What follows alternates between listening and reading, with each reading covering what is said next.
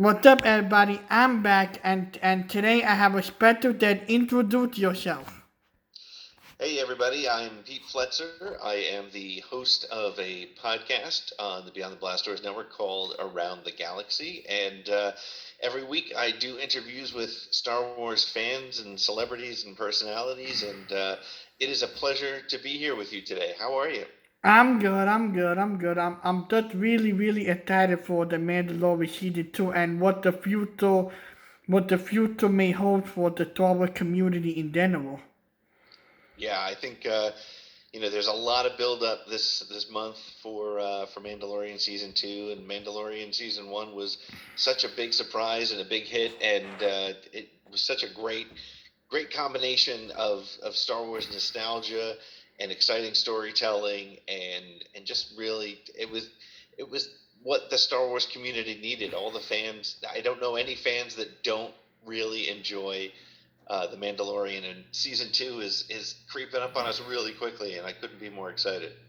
Yeah, like what do you what are you most excited for season 2?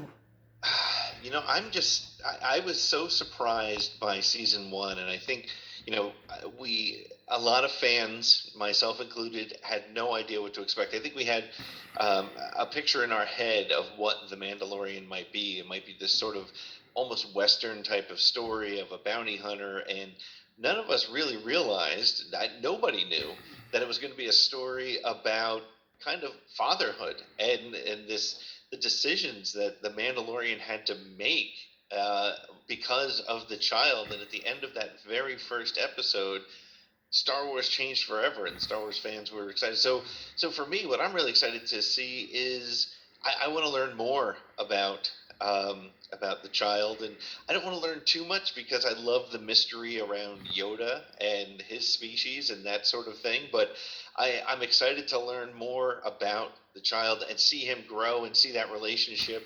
And as a storyteller myself, I love watching when a character is put into a situation that they didn't expect and it changes them forever. I mean, Din Djarin was just living for himself. He was a bounty hunter in the truest regard. Lived his life, and everything flipped upside down the moment he saw that child. And I'm excited to see where they take that story. And I know there's a lot of other swirl and a lot of rumors about other characters that are going to be there.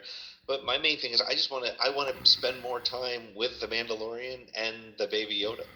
I completely agree with you. Like adding too much of the characters we know and love already. It's good, but at the Hmm. same time, I want to see new characters grow and really connect with them in a level where it's different, but you still know it's Star Wars.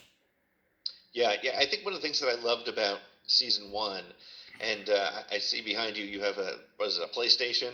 Is there's I love good video games, and I feel like the Mandalorian, the stories were like video game episodes, right? You had, at the beginning, he was given a mission. He has to go and fight the boss, and then move on to the next mission, and the next. And I like that. And I'm not sure.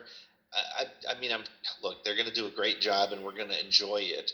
But I don't want to see it expand too much beyond that story. And I know that's kind of selfish, and you can't tell a great story over a long period of time with just two characters. But I I'm a little worried, honestly, about where it's going to go as they expand and show us more, and but excited at the same time because I'm a fan of the Clone Wars and Rebels and the or the dark saber shown at the end of season one opens up all kinds of possibilities that I certainly wasn't prepared to think about for this show. Like when I found out, like during the final episodes, Hmm. there were two moments where I literally had to fall out of a tail because of how epic it was. The moment when the baby like put the stormtrooper with the fire, I literally almost Yes. almost fall down on the floor. Then with the black saber, like Hmm. with that, I was very confused because I'm not familiar I wasn't familiar with Clone Wars or Rebel. I was very used to maybe Princess Leia, Han, all the Yep. characters we know and love. So I wasn't really used to it. So I really wanted to expand my horizon, and that's why now I'm starting to appreciate Rebels and starting to really appreciate the expanded universe a little bit more. Well, I think that, and I'd love to get your perspective because, one of the things I think one of the bigger challenges they have is introducing things from Clone Wars and Rebels to fans who are, there's certain levels of it. There's people like me who are complete nerds, and I can answer really ridiculously deep questions about Star Wars lore.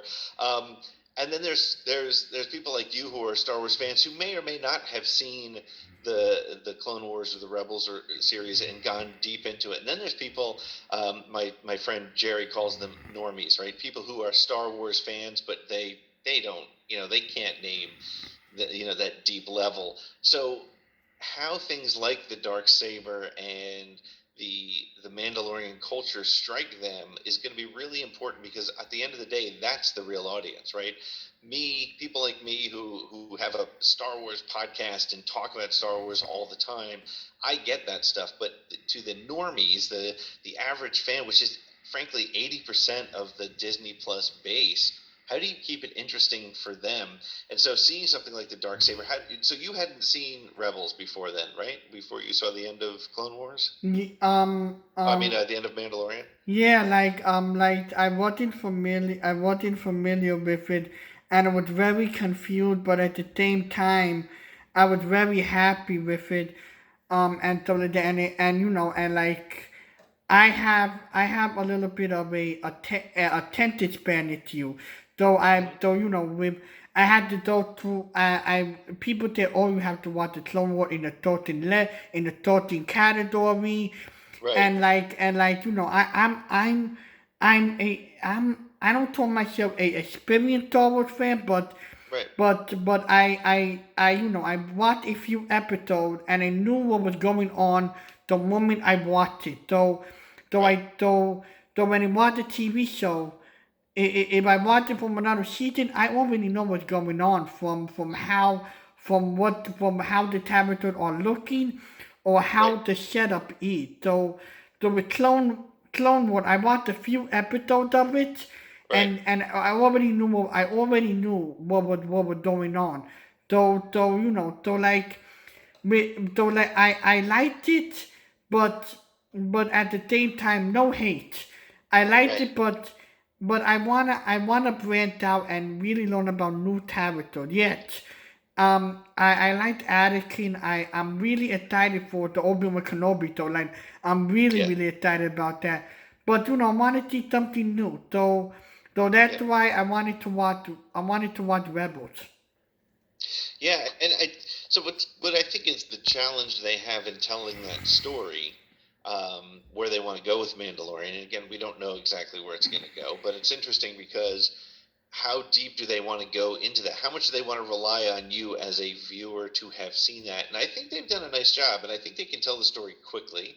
They can just basically say whoever holds the dark saber has traditionally been the ruler of the Mandalorians, and that's enough to make it connect with the average viewer.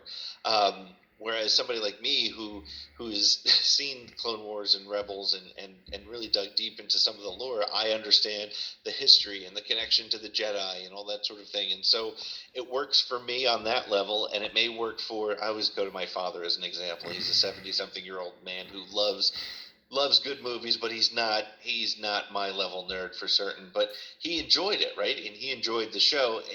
And honestly, he didn't even think about the dark. He was like, "Oh, it looks like he's got a lightsaber at the end." And that's all he needed to know, and I think that worked. So I think they just want to be very. I think they will be very smart about how they tell those pieces of the story. Yeah, like the only way I would think of adding a shoulder to Mandalorian season two, is possibly adding Anakin, because if you remember the last episode of Rebels season two, the last episode in the whole season, they didn't know where was Anakin. They didn't know that he turned evil because Mm, Ahsoka was his Padawan. right. Though I feel like, you know, I feel like that her that if they add her in with them adding her, it would only make sense to possibly maybe go down the rabbit hole, Mm. and here where my theory comes in. Though Yes, I want to hear this theory. though my theory is connecting with why the die water Mm, with Palpatine. Though the only way Palpatine was alive was through he was a clone. Though I right. believe in episode 3 of the Mandalorian, or that the baby was either when Mando took him to to the people, Right. and stuff like that. I have a feeling that when Mando came to save him, they were almost done. They were almost complete cloning the baby, Mm, or hear me out here, I want to or hear this. or that the baby is a secret spy, and Mm. that the whole time the baby had to be good, and when they reached the certain point, the baby snapped and he turned evil. But, so you think the baby is going to turn evil sometime during the season of the Mandalorian? Yet, because it made perfect sense. Like I like the main problem I had with Ride the Tide Water that I Mm, totally really didn't appreciate, and all of that was them adding Palpatine. Why mm-hmm. why why why why add a character dead? Yet let the character be the original. Don't bring back the character. It Right. would really pointless adding a character to ride the dialogue. It was really, really pointless. But at the same time, I feel like that the baby is connected to that same cloning Mm-hmm. thing that they did with Palpatine for Ride the Skywalker. Well, one of the things, and this is that nerdy thing, that level of nerdiness you get from somebody like me. One of the things um, that we talked about, me and some of the friends on my Beyond the Blast Doors network, and a lot of people on the Star Wars Twitter have noticed that the guy who wore the glasses, who was sort of who was there with the client and who received the baby. Um, Dr. Pershing is his name. If you look, you'll see that on his shoulder is a patch that is the same insignia that the clones from Attack of the Clones had from Camino from Episode 2. So there is a direct connection. So I think your cloning theory is down the right path, and I definitely think they were looking to do something from a cloning perspective with the child, and whether it's to create more of him or to I like your concept of experimental cloning. I still have somewhere in my head that it's an actual clone of Yoda. I for some reason, that's my crazy theory, is that he's an actual clone of Yoda, because he's around the same age as you and I talked about this before we got on. He's about the same age as Anakin, right? They were born technically around the same time, and so maybe there was some cloning done um, of Yoda very very early on, which would be a big a big mind blow at that point if they were doing that. So somewhere in my head, I think that maybe he's actually a clone of Yoda, which would be so strange. Or at the very least, he's a child that they wanted from Yoda's species to be able to clone to do the Emperor's bidding. Like that's what I think. Don't know that like everybody is supposed to. They think that the baby tail turned evil because Disney plus the main strategy is to sell the Baby Yoda merchandise, Oh, and I have more Baby Yoda merchandise than I care to admit in this place. like with me, I'm like a really Baby Yoda freak.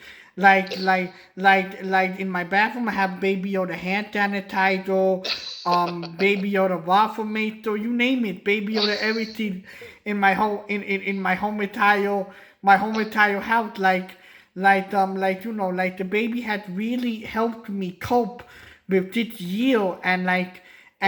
and like and like just the Mandalorian General had really made the fans more appreciative and stuff like that, and more grateful that yes, Star Wars can be a little bit bad, and the plot is not what we like to see, but at the same time, in the end of the day, the Mandalorian is all bringing us together and all reuniting us. It's true. We talked a little bit before we started recording about how there is a lot of toxicity in the social media space in the fandom, and you're right, there was a stage where you weren't allowed to like The Last Jedi, or you weren't allowed to like The Rise of Skywalker, or there was this really weird sort of division, which was kind of ugly. I mean, I think at the end of the day, am I a big fan of The Rise of Skywalker? No, it's not. It's a Star Wars film. I'm a huge Star Wars fan. I've been a fan since I was 7 years old. And so you're going to have to really screw up for me not to like it. But there was so much backlash against The Last Jedi, which, in hindsight, I think is one of the better made Star Wars films. I can understand where people have issue with it from a story standpoint. I understand that. But I like that a lot. The Force Awakens, I think, did exactly what it needed to do. But as you were saying, there was this division over the last 5 years, when it should be this fantastic time to be a Star Wars fan. I mean, we're getting new Star Wars all the time. I lived through the 80s and 90s where there was no Star Wars, and now, my son, who's 8 years old, he gets new Star Wars every 8 to 12 months. There's something new for him to be involved in, and the Mandalorian did such a great job. I agree with you 100% of taking all the things that we love about Star Wars and just bringing it together. Everything from the look of it, the way the stories were told, the old school action and adventure. I mean, episode 2 of The Mandalorian with the Jawas and the chase scene and the egg and the Mudhorn was just such a cool episode. And to me, it was kind of pure Star Wars. There wasn't a lot of dialogue. There was a very clear, objective: go get that egg so you can get your ship fixed, and it was just fun, pure. And the good guy almost loses. The Force saves him. So there was so many classic pieces, and that's what the Mandalorian has been about. And if it can unite the fandom, that's what we need. That's what we need. Yeah, like there was a lot of people complaining they like the plot, the like they didn't know that the baby was gonna be like the main highlight. They thought the plot was gonna be something completely different.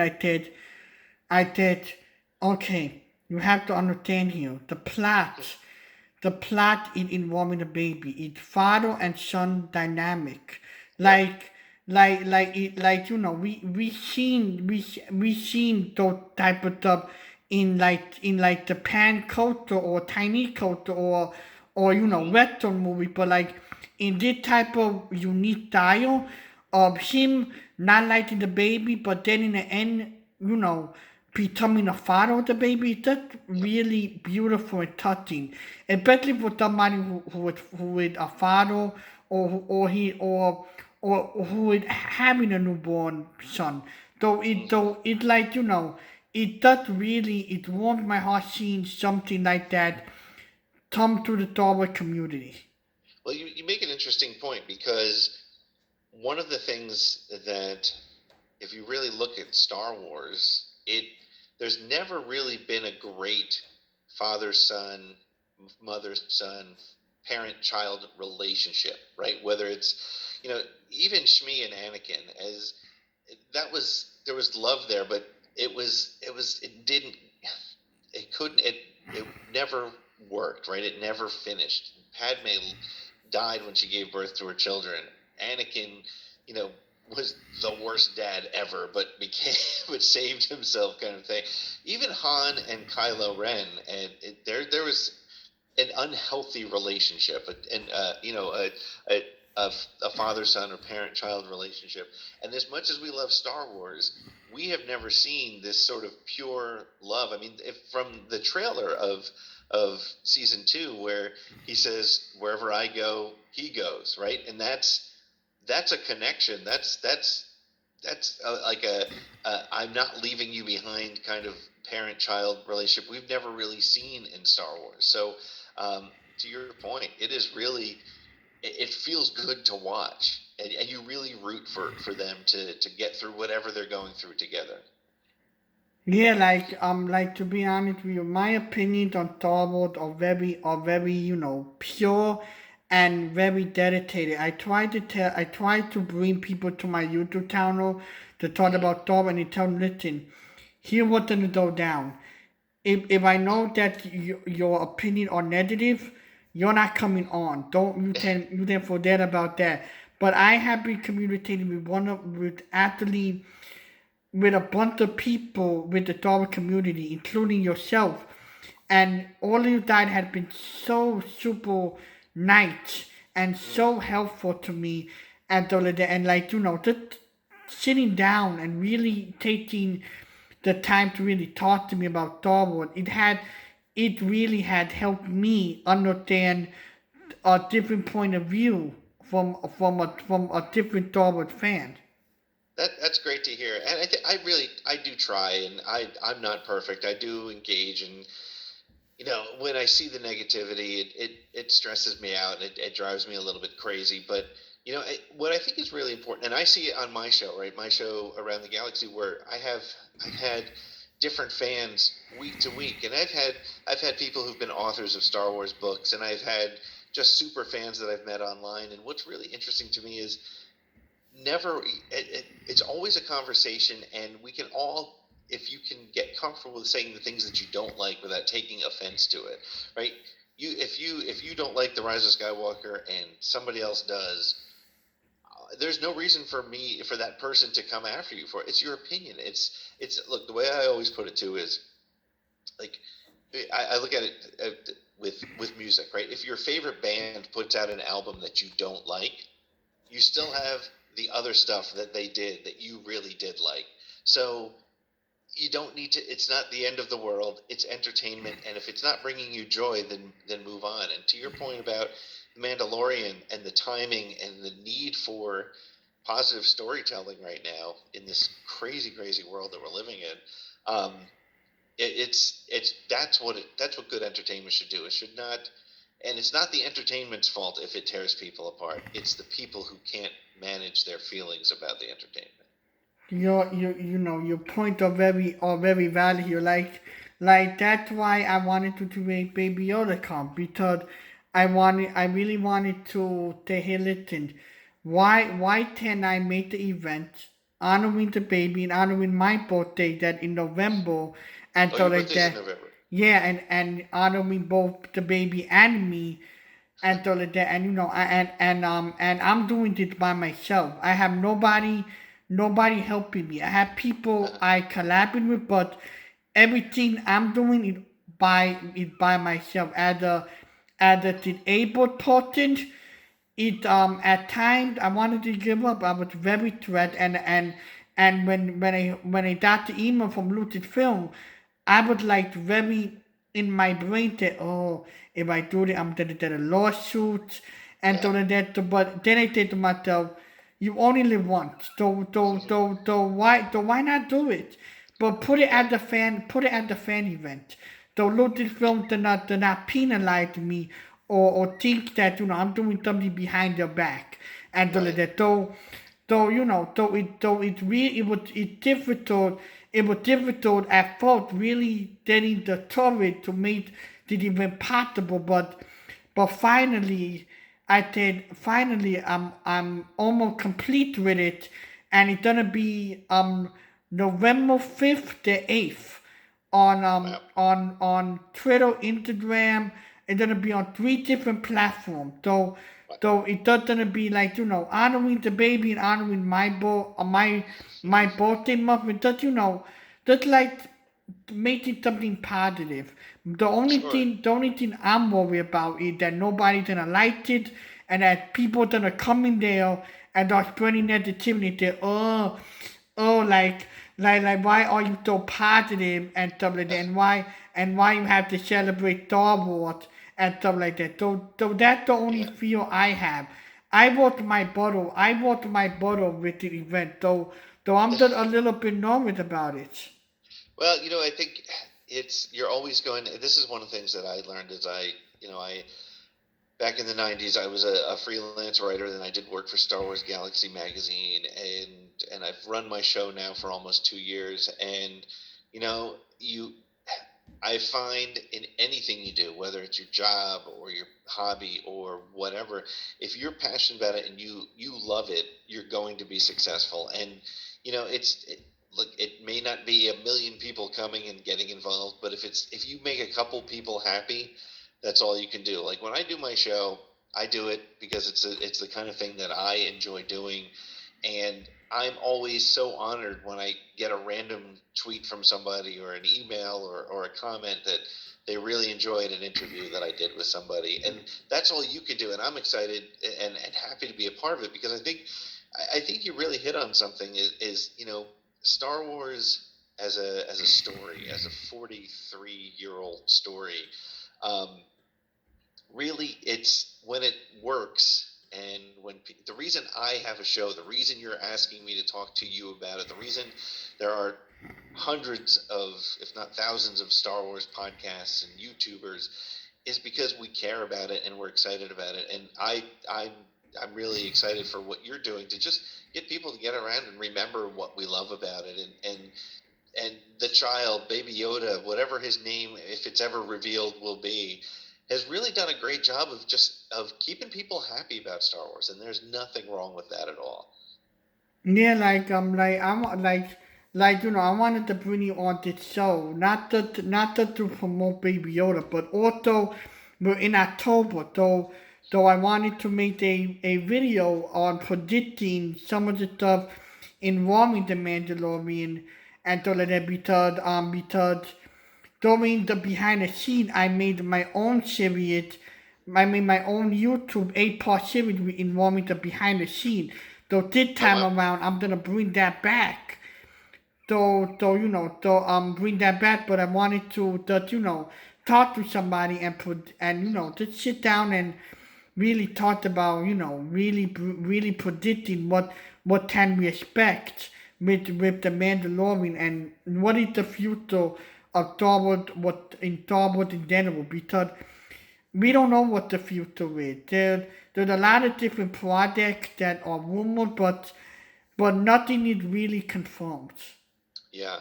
So I think one of the things they're going to do with season two is now that they know that it works as a concept, right? I mean, nobody was really sure that Star Wars on TV would work. We all kind of assumed it would, but nobody really knew that for sure. And now with COVID and the impact it's having on the movie business, the major motion picture business, and the technology that they use to make The Mandalorian, it allows them to get the Kenobi series going. It allows them to get the Cassian Andor series going. And so, one of the things I think, and I think one of the reasons you're going to see so many of these cameos of characters that allegedly, we've heard rumors about characters that we've seen in animation or read about in books, is I think the future of Star Wars is Disney Plus. I mean, I think you think about Star Wars, you think about the movie going experience, and I hope we never lose that. And I hope we get more major motion pictures. I hope Taika Waititi does his movie. I hope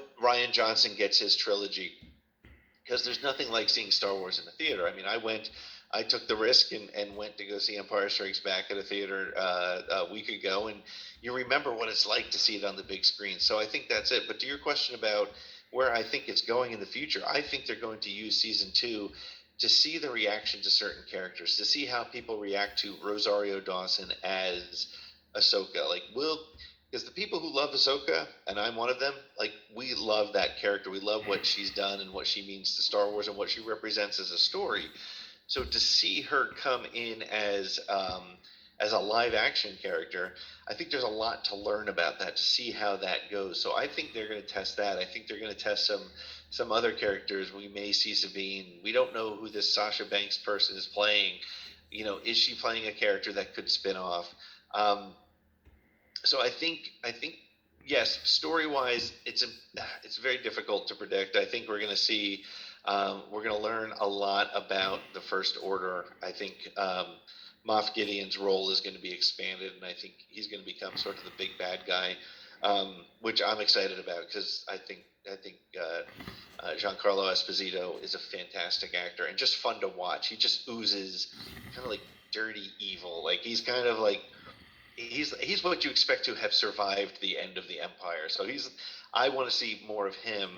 But like I said, my prediction is they're using this season to see okay, where can we take this that people will still want to see? Will this lead to a spin-off of an Ahsoka series as is rumored? I think that would be great if she works on screen.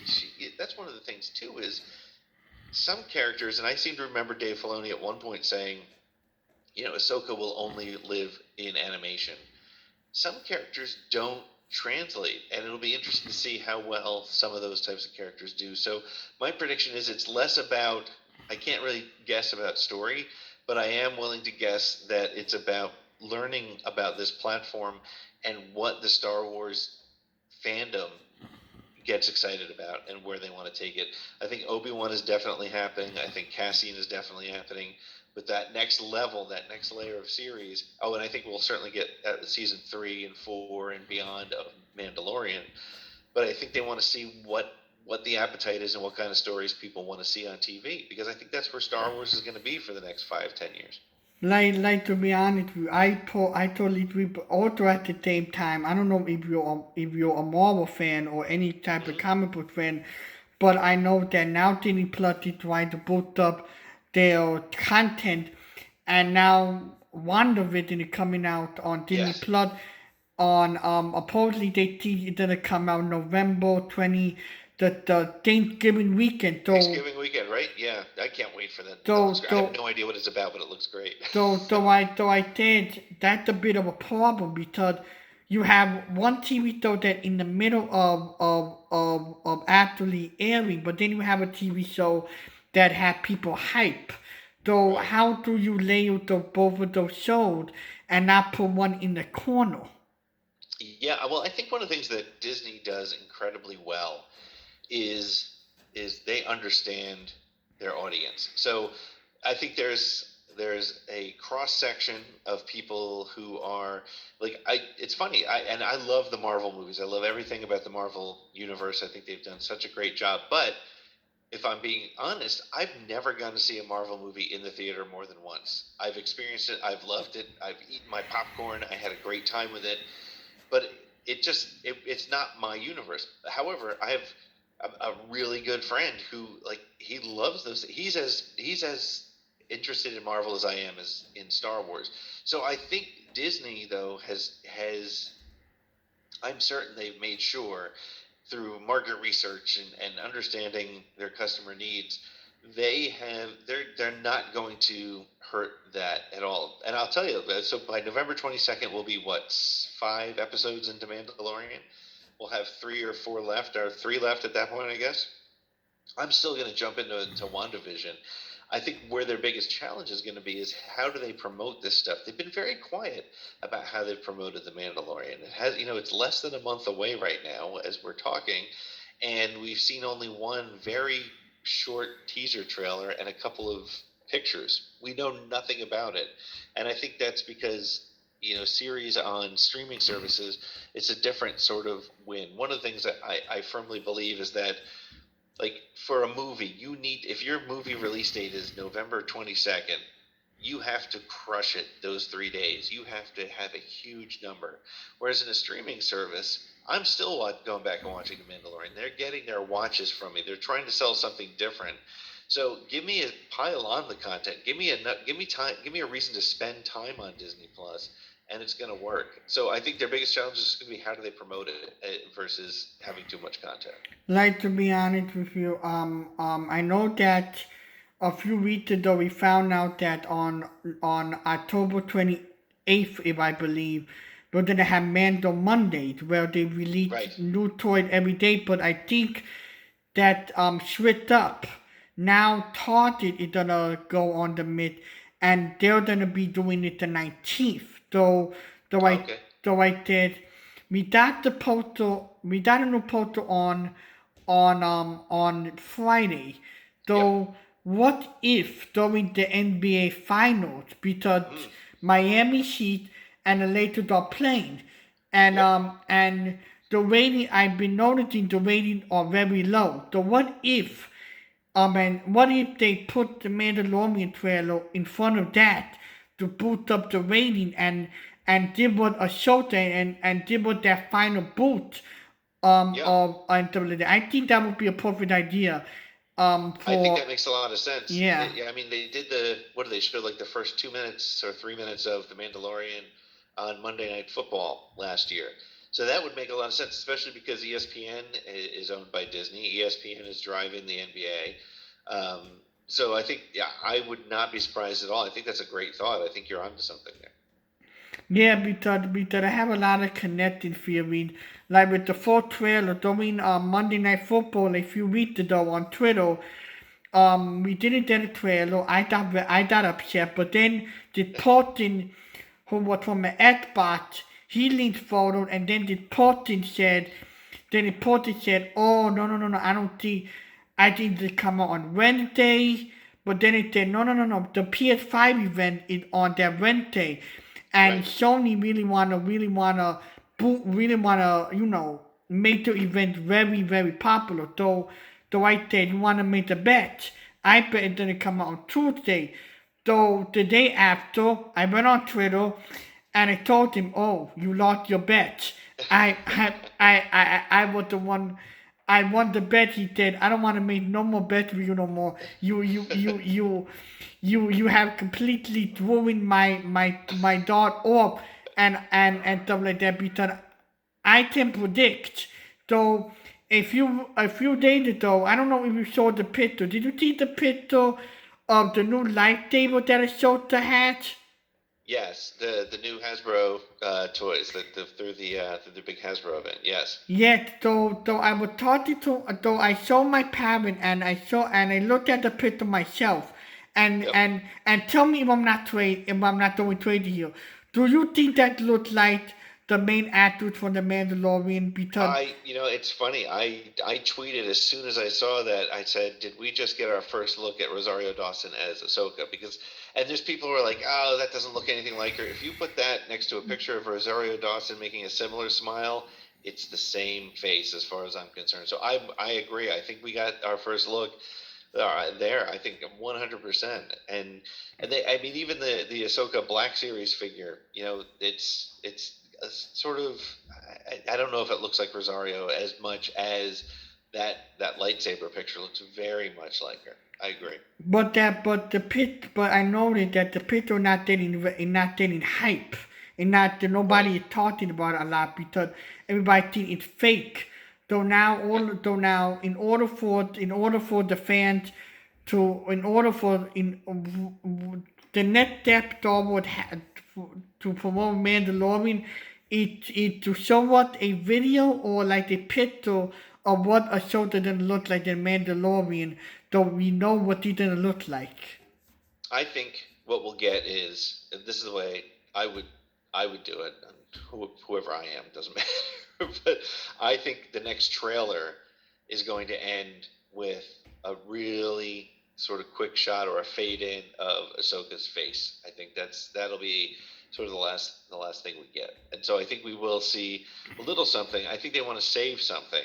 Um, and again, one of the things that I think about is, the excitement of not being spoiled about Baby Yoda and seeing that happen.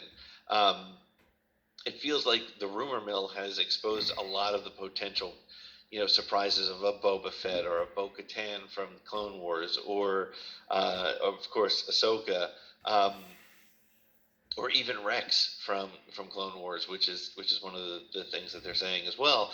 Um, but I I'm hopeful and I believe in Dave Filoni and Jon Favreau that there are other secrets left. So if we see Ahsoka before we see her in the series, it's not going to be it's not going to ruin whatever we're going to get next.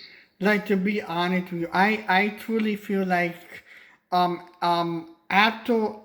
Mandalorian season 2 ends, I have a feeling that Star Wars gonna make the announcement saying that the new president of the new vice president and new president of Star Wars is Dave Filoni and Don Favreau, because they're bringing Star Wars to a whole new generation, and they are so creative, and I love what they're doing with the trilogy itself. Well, you know what's interesting? I see that I see a lot of people say give Jon Favreau a movie, give Jon Favreau a leadership role in the Star Wars story, and I think one thing to remember is, and while I don't disagree, I think that he's more than earned it. I think they need to look at who. Some people are great storytellers, but not great, um, not great executives, right? Kathleen Kennedy is one of the most successful producers in Hollywood history. If you look at her list of films, but I wouldn't want her to write a story. I don't think that's her thing. Whereas, you know, Dave Filoni is a phenomenal storyteller. He learned from George. He knows what he's doing with the story. I don't know that he would necessarily, and he might, but I wouldn't necessarily say it's a guarantee that he has that same skill. So I think they will elevate his position within the storytelling group. I mean, I think when you watched the Gallery series, which I thought was fantastic, I always felt like I said Dave Filoni was the nerd in the room, right? He knew all the Star Wars stuff, all the lore. Even Jon Favreau, who who knew what he was doing, didn't know. You know, he couldn't name the Walker or whatever it was that was in the show.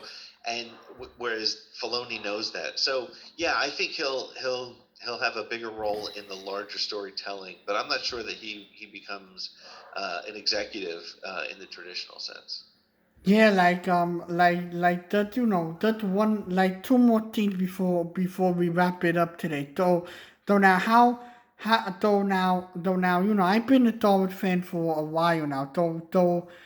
So I've seen some of the people you had on the show. How do you contact them? Because, like, I want to have an like one of the Star Wars actors or one of the people who done the book on my YouTube channel, and and really diving deeper into some of the Star Wars lore, and really, have a history lesson on what Star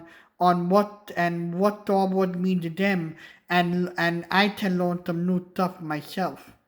Yeah, it's funny. I wish there was some sort of secret sauce I could tell you. I think it's I have experience as a Star Wars journalist. I think you also here's my recommendation to anybody is take a shot at anybody you want because you just never know. You never know who's going to say yes. And sometimes you got to go through hoops and some like so. For example, I had Claudia Gray on my show. Claudia was she's one of the authors. She's written Princess of Alderaan and some of the more popular Star Wars books. And she wasn't available for the longest time, but I was appropriately persistent, and I worked with some of her people, and ended up. I got a call one day saying, "Hey, if you're available this weekend, she's available for the call." So there is no secret sauce. I wish there was. I think it's also, um, it's being clear, like you just were to me, about what do you want to talk to them about. And I think that's the other thing too is, and sometimes even with the best of intentions, they're just not available. So um, like I said, I wish I could say here's the formula. There is no such thing. It's a little bit, and it's having been around for a while, and I was very fortunate in that in the 90s, when I was working with Star Wars Galaxy magazine, I had the opportunity to interview people like Ben Bird and Anthony Daniels and some of these other folks, and you just kind of keep those relationships going, and the internet is a weird place right now. There's I also feel like it's they probably get a lot of requests, and so it's a matter of they have to do their job and sort of filter out what they can do. So, but listen, I say keep pushing. I think the stuff I've seen that you've done has been really good, and I think there's an audience for it, and you're asking great questions. So Like like I truly appreciate you coming on, and I would love to come on your podcast and really talk more in detail about Baby Yoda and really trying to get like the hype train going and really get some people to really appreciate Baby Yoda and yeah, stuff like that. yeah. Well, we should see what we can do to make that happen. Yet, but I truly appreciate for you taking your Saturday to come on and talk to me. Oh, yeah, the pleasure's mine. I've said it before. I love talking Star Wars to anybody, and when you reached out and we started talking, I knew that you had a passion about this, and like you were saying before, look, there's a lot of people who are just kind of toxic and not interesting or just mean spirited, and I don't want to talk to those people. I'll talk to people like you all day who have a positive conversation. I love it. And what I love is, I mean, even the two of us tonight, we didn't agree necessarily on all the things, and that's totally cool, and that's what makes a conversation would be very boring if you said something and I said yes, I agree. I mean, who wants to watch that? Yeah. But it doesn't mean that we don't like each other. We're able to maintain I don't have to. We don't have to yell at each other. It's we disagree, and that's totally cool. That's what art does. It makes you think. It makes you talk. It makes you feel. Yet, but I truly appreciate you coming on and that talking. And where can people find you? And where can people find you at on social media? Sure. Yeah, you can find me. My podcast is called Around the Galaxy, and you can watch it on YouTube / Beyond the Blast Doors, or you can find me on Twitter at ATGcast. And I'm always on Twitter, probably much more than I should be. And then my show, the audio version of that show that you can watch on YouTube is also it's streamed every week wherever you find a podcast. And thank you for just coming on and talking. Thank you for inviting me. It's a real pleasure, and I'm glad you reached out, and I'm glad we finally connected. This was great. Yet, but you have, but keep on being you. And my DMs are always open if you wanna know out about Star Wars. Yes, we should keep this conversation. I want to hear more of your theories. Yet, yeah, you should bring me in your podcast one day, and we should do like the episode where we just talked about theories and really connecting the dots. I think we could do that. We can put just like the pins on the wall and the string, and we'll make it all work. Yet, and really talked about what the connecting dot in between the new Star Wars Christmas special coming out on November 17th. I It's can't wait coming for out on that. my birthday, so I said, did it profit? It's coming out on my birthday. Let me watch it and see how bad it is to the last disaster of the Christmas special I have nightmare. I have nightmare of the Wookiee smiling. I did that out of my head. That is hard to watch. That 1978 Christmas special is very hard to watch. Yeah, but it was really good talking to you. Same here. Thank you again for having me. I appreciate it. Thank you.